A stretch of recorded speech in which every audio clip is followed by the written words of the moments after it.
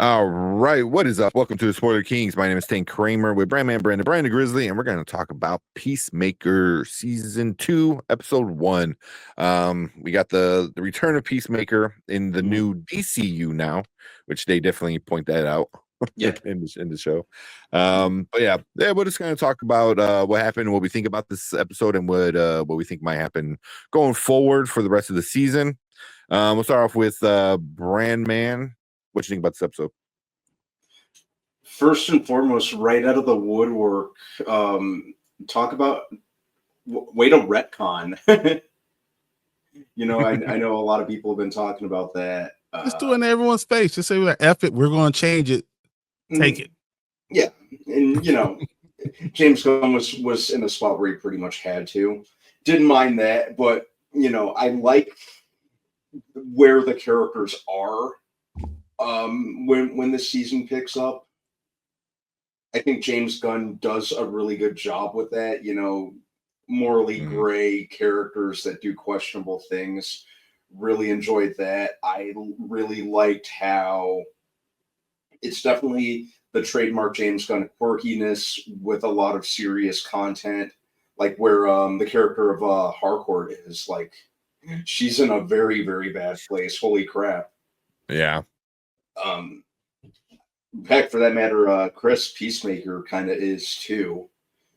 It made me interested in seeing how things are going to progress through this season, and then them kind of dipping their hand well into the multiverse. Man, that really got me when he saw his brother and his father. Yeah. So I really liked how it set up a lot of multiple storylines for this season in terms of the characters, what they're going to do with multiverse, what it's going to mean for the DCU as a whole. I just really enjoy how Gunn is kind of attacking this, or his approach, and that scene midway through, it's like they were trying to compete with Herogasm. Yeah. Yeah. But yeah, really liked it, and Cena and everyone seem really in their element. Yeah. It had me wanting more. Yeah. Do you want to go next, Brian? I mean, you guys already know how I felt about it. If anyone watched me and Anzo, I felt that the retcon, I thought actually, the retcon was smart. I think it's smart and it's the right thing to do. I don't think it's smart for James Gunn to rub it in people's faces that like Snyder. I think he could have just done it and not try to like rub it in. I feel like you should stay away from that way. Because I think it would have done better for DC, because as someone who wants the DC to really take off, the DCU to take off, you need all your fans instead of, I think I've been saying this for a year and a half. Don't cut yourself off at the knees.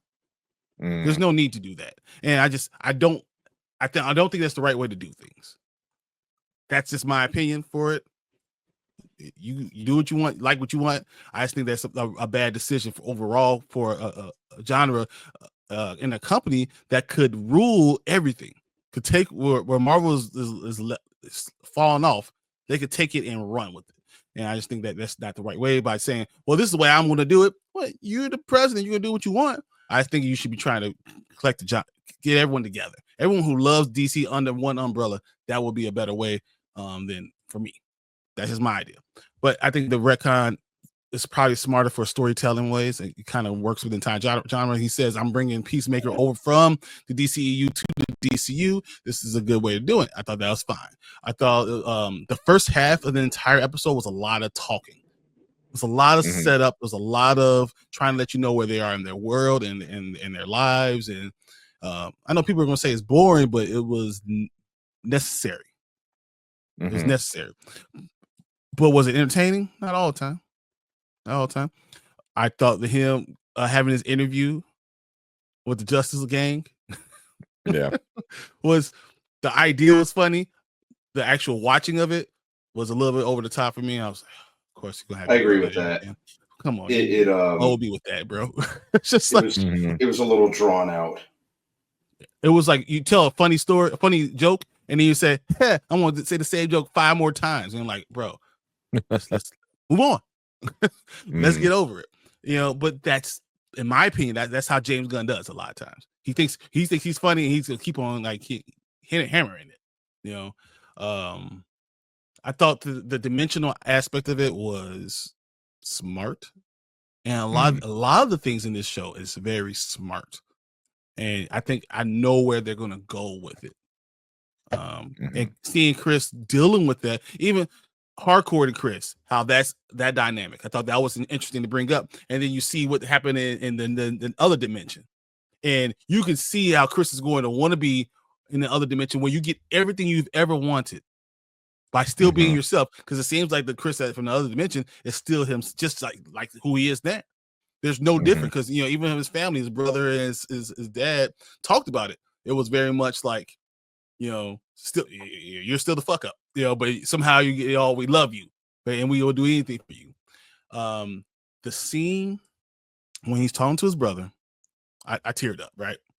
The time when his dad was walking away, he's like, "I love you, bud," and he grabbed his ear. I almost broke down.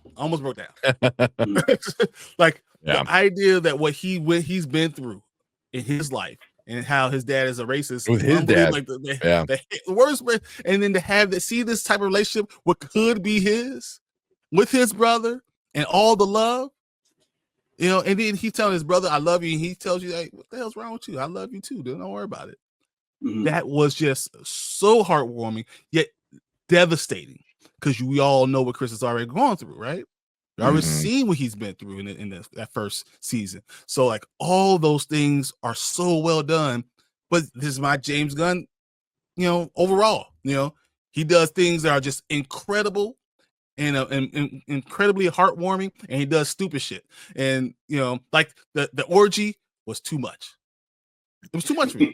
It took me out, and there was no, and he did it so just matter of factly, or just well, whatever, I'm gonna do this, and it's had things that didn't need to be happening for any reason, and didn't have to go this long for the story. It was just him doing shit because he wants to do shit, and I didn't enjoy that part a lot.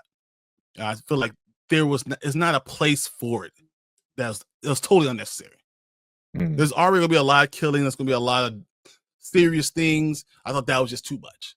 And still enjoy it. I just did enjoy it overall. Everything else I did. So yeah. And with me, like with the orgy scene, like it wasn't funny. I'm not a approver. I'm like, oh, boobies, what? Like I saw a boob, or anything like that. But it's just like stuff like that needs to make sense in the story, and it didn't for me, because it was just like because I only seen it once so far, because he was like depressed, right? Wasn't he like started drugs, and then all of a sudden there's like an orgy, and he was like he was doing it all. He was drinking, he was smoking weed, and then he started doing coke.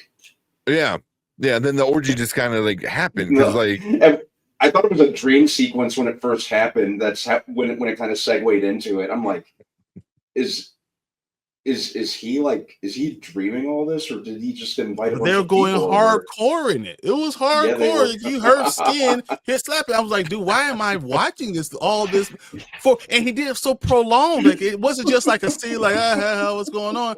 It was just like, why is it still 5 minutes later? I'm still in this fucking thing. What are you doing? Yeah. Because come on, Grandma's gonna laugh. Because I don't think that shit is funny. I think it takes away. Yeah. I just didn't see a point in it.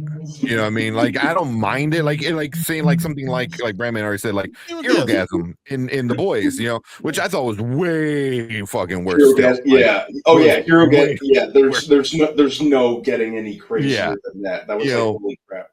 but it made sense because of who the characters are, what's going on. It was These part of the people are storyline. and it's part of the storyline. Here it was just like it just happened. Like if you would have taken it out, it would not have changed the episode Anything. at all. But I was like, whatever. I saw like cool like titty, whatever. Because No, it was everything dicks all over the after- place. It was them actually having sex, Yeah. like for Yeah. real. Like, why are you like close in? Like, wait, we go zoom in right here. Like, I'm like, oh, what? And then if Chris is about to kiss your wife, you're like, cut. But she wasn't there. I know, but I'm talking about anytime they got close and when he was wrapping around the ice around her, it was like when you see that romantic thing and then it cuts.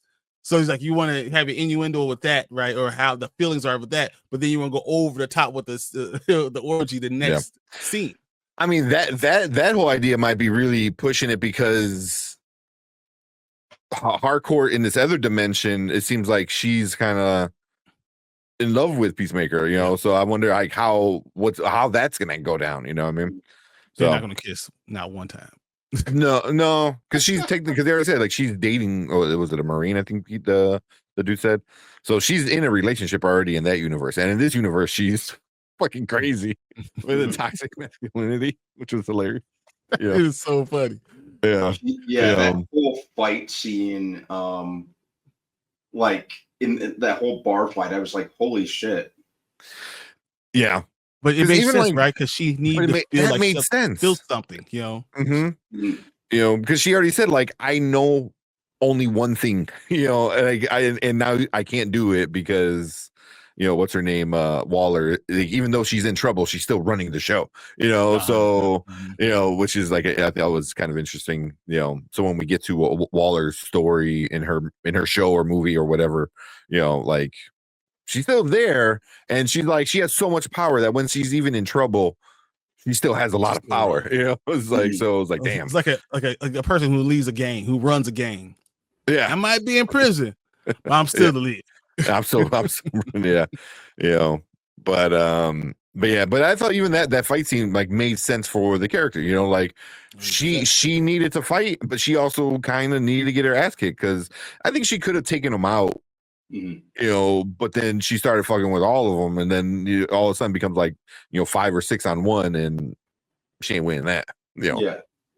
So, but you didn't have to kick her that many times, though. Holy shit. Yeah, Jesus. I thought that she was doing just because she needed to feel. I think so too. She's so like I can't feel anything. I don't understand. I lost my sense of self. I need to go do something that makes me feel something. So that's why she was laying in the blood. She was like, it was like. Yeah, like because that's what she's used to. She's used to fighting. That's all she's been trained to do. That's the only thing she's ever done is to fight and kick ass. And it sucks. Because I already see like this season's gonna be a lot of identity crisis. One, it's gonna be really on the nose with having you looking at your other self that's the complete opposite. So like you're gonna have a lot of that kind of stuff, but. Well, but I did like what's his name? What's his name? The dude, David Denham, what's his name? Roy from The Office. Yeah. Was Keith was the brother. But overall, I thought this was a really interesting episode. But the like Brian said, the whole first half-ish, even maybe 2/3 of it was kind of figuring out who all the people from the first season, where are they at now and what's going on with now. You find out what's going on with Steve Agee's character, with Daniel Brooks' character, like they all kind of are trying to figure out like, oh, this is what's going on with everybody. So it's a lot of catch up and like starting to put all the players on the board, and then the whole season gets set up in the last 10 minutes, 15 minutes or whatever. Like when you said, when there's that emotional scene, that, and then everything kind of starts to like, go to shit after that for John or for Chris, because he sees his other version, the other Peacemaker. So I thought that was kind of like awesome. But did anyone have a problem with the fact that the other Peacemaker, who's supposed to be this unbelievable superhero, has a button on his chest that causes him to fly up 20 feet in the air? Like, does that seem like a problem? Like, maybe you shouldn't let that just be so accessible to everybody. Like, Uh, Yeah, that. Yeah, you'd think it would be a little more concealed. Yeah, that kind of. I was like, huh? It's like protruding out from it. Like you, Yeah. like I wonder what that does. And you go up 5 feet in the air.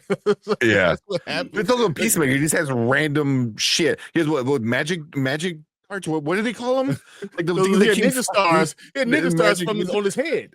It's like, why? But that's his Peacemaker. He just has helmets that do weird shit. So it's why not have ejector on his chest? Like that's the easiest thing to almost no. Yeah. You just roll over, lean over the railing a little too hard or something. I don't know. It's just silly when with stuff like that. But I thought it was interesting, man. Who cares? Yeah, but I thought it was interesting. Like him seeing himself die and him killing himself. It was obviously very, very. All the analogies and all that stuff, and he's officially killed his brother, killed his father, and killed himself. Man, I did not think about that. Yeah, but James Gunn's really good at emotional stuff. He has a problem. He does have a problem with letting it sit. Because he is like a comedy kind of guy. But he's really good at hitting the heartstrings. Like that's like you said, that scene when was it Keith Peacemaker and the dad are just sitting around and drinking. I was like, man, how does Chris how do you even mentally, like, what do you do? Because you're like, who are you and you're dead? It's like and they're dead and they're having the relationship you always wanted is happening right before your eyes. Yeah. And it's the little things, the touching, the welcoming, the hugs. And saying that when Augie grabbed his by his ear and said, "Good night, bud," like that, I'm telling you, it's a small thing. I know it's a real, like, you probably won't even know it happened. It's such a small thing. Broke me. That because it was not just love, but this is a common thing. This is what we do. This is what hey, this is normal. This is normal. Our touching and stuff like this, and me, you're that open, and he's that open to do it, and it's just, man, it means a lot. So that was huge to me. Yeah. So I'm excited to see where that goes, because I feel like Keith and Augie, once they find out what really happened, that's not gonna be good. Like, it's shit. Gonna be, grabbing the ears and pats on the back anymore. But it's gonna be a long time, and the thing is, people are going to come for Chris in the other universe, right? And they're going to say, "We need you. This our universe. We're going to need you," and he's going to reject them, and then they're going to find out what happened to their Chris. And all hell's gonna break loose. He's gonna have to run back. Yeah, that's what it looks like in the teaser for the rest of the season. Where he's going to this universe, and we're gonna see some like that. They're going to give him everything he's ever wanted, and he's going to lose it in one fell swoop. Like Rick Flag Sr. is going to come in and say, "Don't you know he killed your brother? He's not who he is. He killed my son too." And then he's going to blow up all of it. Even like going back to that real quick with Rick Flag, because of what happened in James Gunn's Suicide Squad movie, there's a part in the interview when he's like being interviewed by the Justice Gang people, and he's like, "Oh, you're a murderer, or something like that. You kill people." He's like, most of them deserve it though." He's like, "Oh, and okay, who didn't deserve it?" And he's like, "What?" He's and there's like Sean Gunn. I do enjoy Sean Gunn, like when he's just able to be a normal person and not be like fucking stand-in or a weasel or something stupid. If he was on what's that WB chick show? Gilmore Girls, I think. Gilmore. He was like on there, which I didn't know until my girlfriend was watching. And like, "Oh shit, Sean Gunn." But he had like just that question is like, who didn't deserve it, and it's like it was so goofy, and then boom, seriousness. You know, and then it drags Peacemaker to like who didn't deserve it. Like he didn't say it, but we're all like, say it, say Rick Flag, just say Rick Flag. But he can't, like, he's still processing that, you know, because obviously he doesn't. That Rick Flag did not deserve to die. You know, No, he was a absolutely good not. guy. You know, Yeah. so yeah, it's still messing with him for sure. Yeah. What do you think about what Travis is saying over here? I speculate Rick Flag Jr. Could be alive in the other universe. Flag Senior chasing Peacemaker over and getting a goodbye with his son. He could, you know, they're even saying that there's supposed to be some unspecified cameo this season from someone from Suicide Squad. I think it would make the most sense to be him. Yeah. Especially Yeah. if they're doing the other reality universes. Mhm. Yeah, I didn't even think about that. That's a pretty good one. You know, That makes sense. He does exactly what I said is going to happen, but before he goes back, he sees his son. He's able to say goodbye and give him a hug and stuff like that. a hug. But I'm also thinking is like, didn't what accept him? What if he forgives Peacemaker? You know what I mean? You know, what if he's like, hey, you're a good guy. You know, I'm sure I forgive you. You know, it's like Because he it allows him to close a lot have of that closure. It could be the Mhm. closure he allows him to have. Mm-hmm. Peacemaker will watch episode 2 next week and talk about it next week. Thursday, it comes out 8 p.m. Eastern Central Time, our time. I think 9 p.m. was it Eastern, whatever. I forgot. Eastern Standard Time. Yeah. But we'll talk about the next episode next week. So make sure you guys go check that out when it comes out, and we'll be talking about it. Full spoilers, so you know, but cool. We appreciate everyone hanging out with us. Whether you're a DC James Gunn fan or DCEU Snyder fan, we appreciate all you guys. But let's love move on you to our all. next. Yes. we want Batman, we want Superman, we want Wonder Woman. Like we want the Holy Trinity. Yeah. Mhm. And Static. And Green Lantern. So and Icon. Yeah. But that's I digress. yeah, that one. Yeah. But all right, let's get out of here. We appreciate you guys. If you're watching on the replay, hit that like button, hit that subscribe button, leave a comment, let us know what you think about Peacemaker, the first episode of season 2. If you are in the live chat, stick around. We're gonna get into some of the other comments we've been skipping around during our chat with the Peacemaker. Yeah, we'll do that right now.